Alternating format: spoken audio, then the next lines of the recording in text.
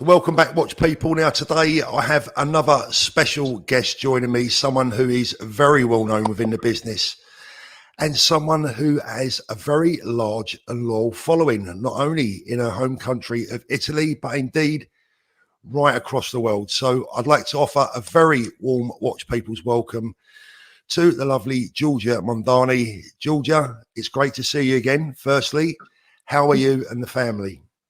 Hey, Paul, thank you very much for having me here. Everything is good. Back from holidays, so ready to work.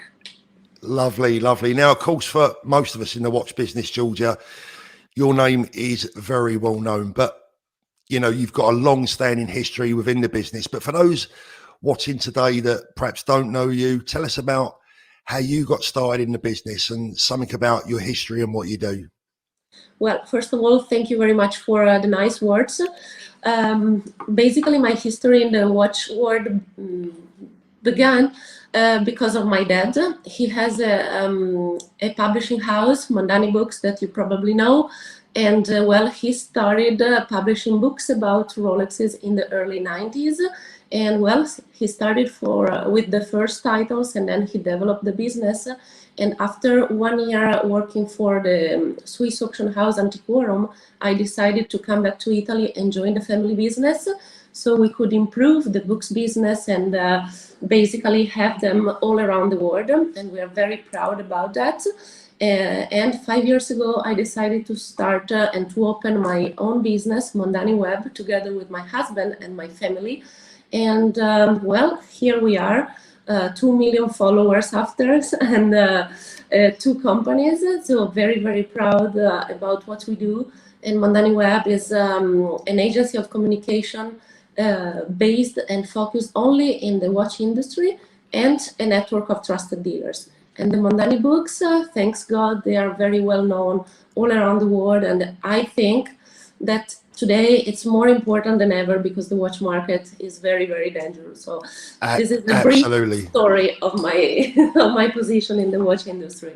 Absolutely, and I wanted to ask you particularly about the books to start with. At least, I mean, look, surely everyone in the watch world knows about your books, but I want to delve a little bit deeper. What was the concept behind those, Giorgia? Well, the concept behind the books is that when my dad started to collect Rolex at the end of the 1980s, there was no information about Rolex. So he decided to produce these books. He got a lot of information. He attended all the auctions, and he was able to create a huge database. And he developed these books year after year. Today, they are very technical, very specific, and they give all the information that collectors need.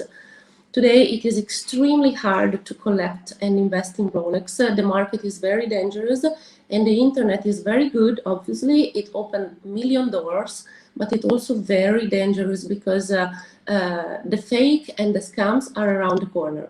So basically, our books are very important guides to collect watches, invest, buying and selling.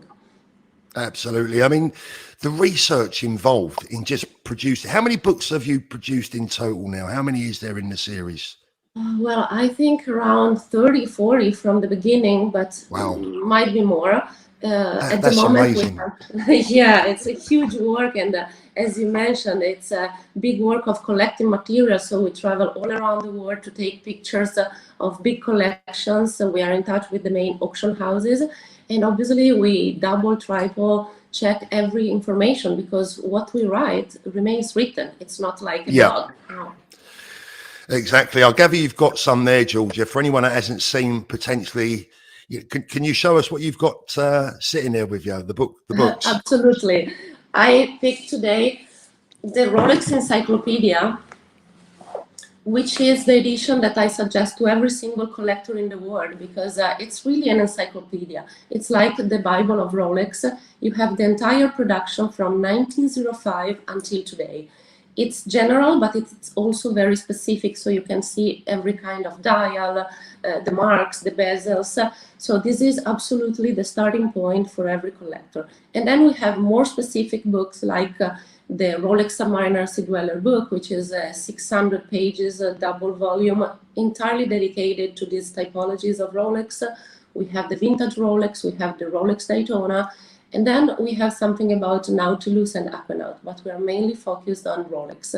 So I think there is a book for every need, but this one, the Rolex Encyclopedia, is absolutely what I suggest to every collector and aficionado. Do you have a particular favourite in the series that you would say, I think this is perhaps maybe not the proudest, but I don't know. Do you have a favourite book in your own mind? Well, if I have to say, when I joined the family business, we created a book which is now sold out, named Rolex Gallery, and we did it in 5 languages. It was a huge success. It was a very light book, you know, the entire production of Rolex, simply shown with pictures and a brief text, and it was in 5 languages, and it was great because we could enter the Spanish market, the French market, the German market for the first time in their language, and it was a big fun. We had a lot of travels. At the time there was no COVID, so it was easier, but it was absolutely a great fun. But also the Rolex Encyclopedia, I think, is my favorite because everything I need to know, I just open the books, and it's very easy to look for an information because it's in how do you say, a chronological order. So it's very easy to find a watch, and absolutely this is my favorite of the current production. Chronological. Giorgia, your English is better than mine. Thank you. So something that came later on in your family's career is Mondani Web. Yeah. Tell us about that and how it works and what it does. Well, Mondani Web was a big bet at the beginning because it was difficult to create something different in the watch world, which had everything already.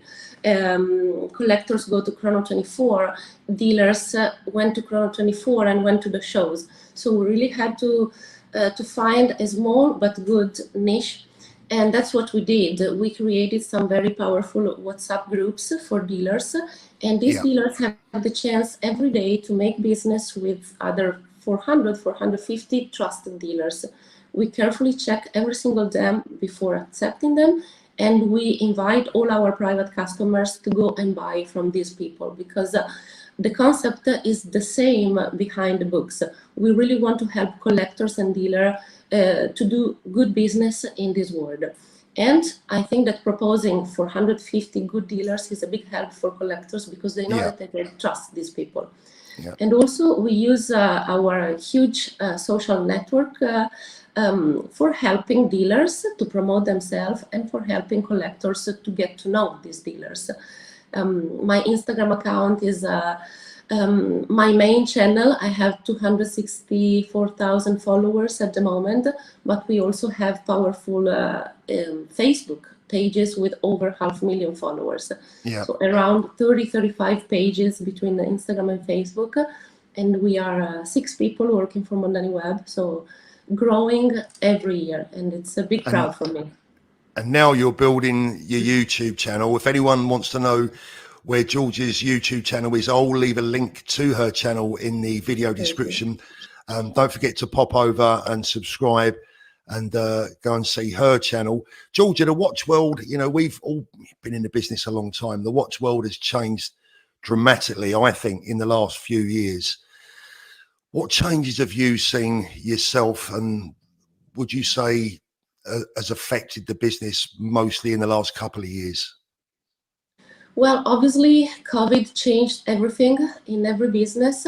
I think the watch industry is still alive, and I think actually people from all around the world still see the watch as a safe good. So they prefer to buy a watch instead of keeping the money in the safe. And this is very good, obviously, for our business.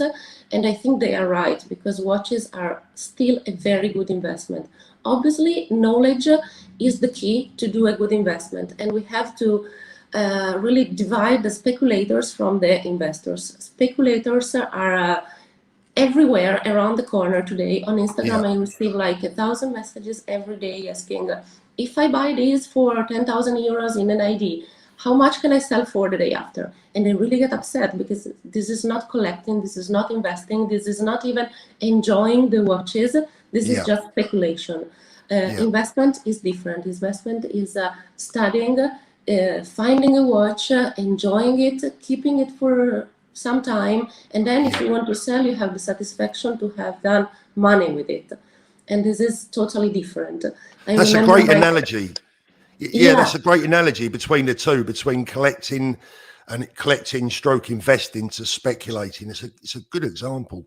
absolutely. And I think also the watch dealer is a very delicate and hard work. And today, many private collectors pretend to be dealers. And that's Yeah, very bad, because just because they have access to the, let's say, the most desirable watches, okay, they pretend to be dealers because the day after they sell, but they don't have knowledge, they don't have the competence to do that. And this is very bad. And this is also what we do with Mondani Web. We try to give importance to those dealers who are really dealers and have yeah. knowledge and can assist collectors.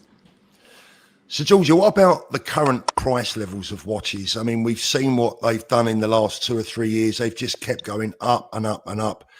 Do you think that can continue, or do you think that we might see them level out a little bit in 2022? Well, 2-3 years ago, I remember many people saying it's not possible that the market continues like this. A Serachrome Daytona cost 16,000 euros.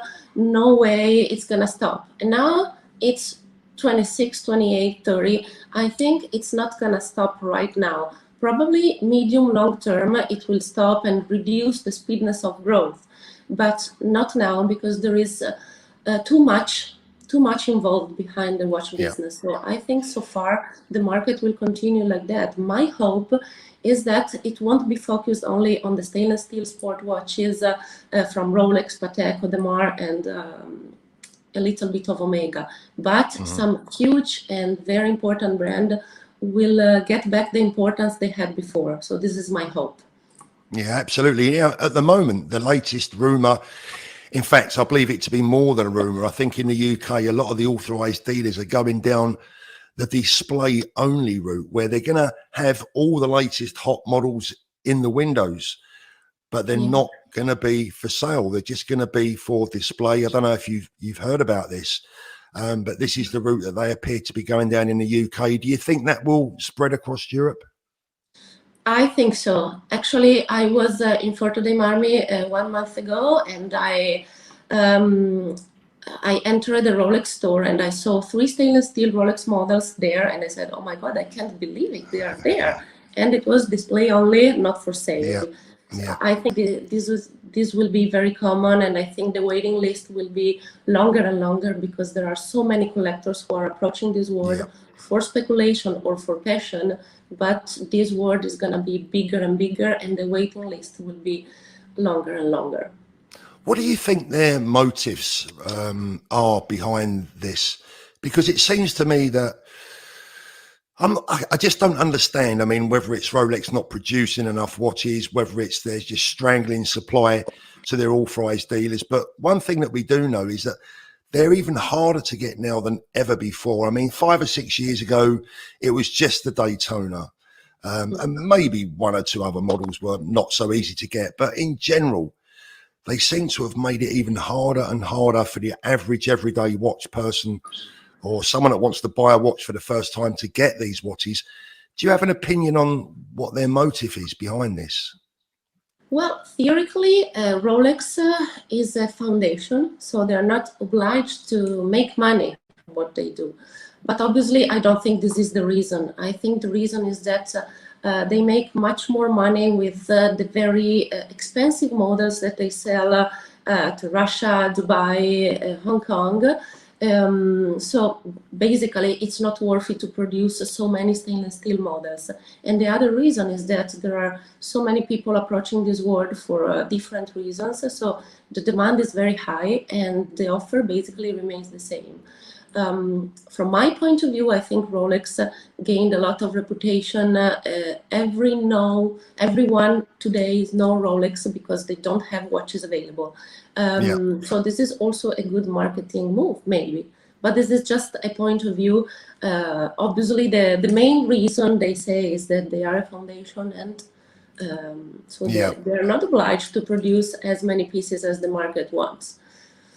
I think that personally, my own view is that in a year or maybe less time, we're only going to see precious metal watches in the AD's windows. I don't think we're going to see hardly any, if any, steel watches in the shop windows anymore.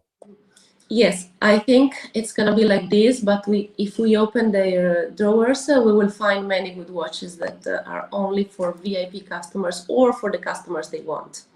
Absolutely. Giorgia, it's been lovely to see you again. Thanks so much for coming on to the show. I really, really appreciate it. Once again, for anyone that wants to know where Giorgia's YouTube account is, I'll leave that in the description below. Also, I'll leave a link to the shop where you can perhaps buy those books as well if you're interested. Yeah, brilliant, Giorgia. Thanks for coming on. Is there anything you wanted to add before we go? Thank you so much, Paul. I hope to do many more collaborations together. See you around. Thank you very much. You take care. Love to the family. Thank you.